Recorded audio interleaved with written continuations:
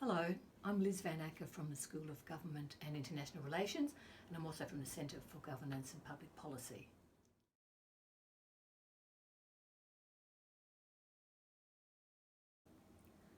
Well, there are three main things that we can do to improve the representation of women in our political system. The first thing we need to do is to talk much more openly about the masculine culture of our parliament, the fact that male dominance is still the order of the day, the fact that the parties are not represented as much by women. Looking at policies, I'm not talking about women's issues, but women have a particular perspective on things like pay, flexibility in the workplace, childcare, domestic violence, all those kinds of issues, sex discrimination, etc. So their voice needs to be heard when politicians are developing the policy agenda.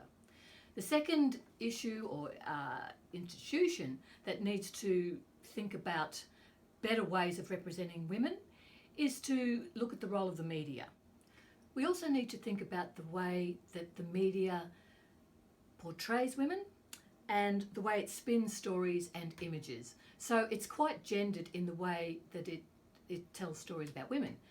It's very much focused still on their looks, on their clothes, their shoes, all of these trivial things, or they're very critical of women. That's the other thing that media outlets seem to do quite often. And that doesn't make politics a very welcoming environment for a lot of women. They would look at some of those stories and images and go, I don't want to be trivialised or made fun of in that way. So that's the second lot of institutions that could probably really do with some serious addressing. The third issue is a controversial one, but to me it's pretty straightforward. The best way to include or increase the representation of women is to have quotas. And a lot of people go, oh, but they're so patronising. But I don't think that they are, because the system works in a way that just doesn't naturally, if you like, lead itself to including women. The Liberal National Party at the federal level and at the state levels talks about mentoring, or the idea of targeting. Targeting women, encouraging them to get involved in politics. The problem with that is that it just doesn't work.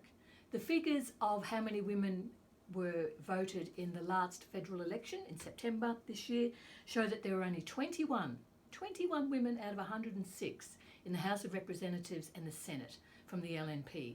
Those figures are not very good. So it suggests that merit is too abstract. It just applies very loosely, and you cannot tell me, you cannot tell me that all the men politicians are there because they're meritorious. I just am not convinced by that argument at all. So you can't say that women are not experienced enough either. What we need is to encourage more diversity of women, of young people, different ethnic groups, etc. So if you think about these ways of making Parliament more inclusive, more women friendly, I think that would be, the three things I mentioned, the Parliament, the media and the quotas, that's just three, probably a lot more. But if you did that, it would encourage more women to be involved in politics and get rid of that notion that politics is just about a boys' club. So I think that would be a good start.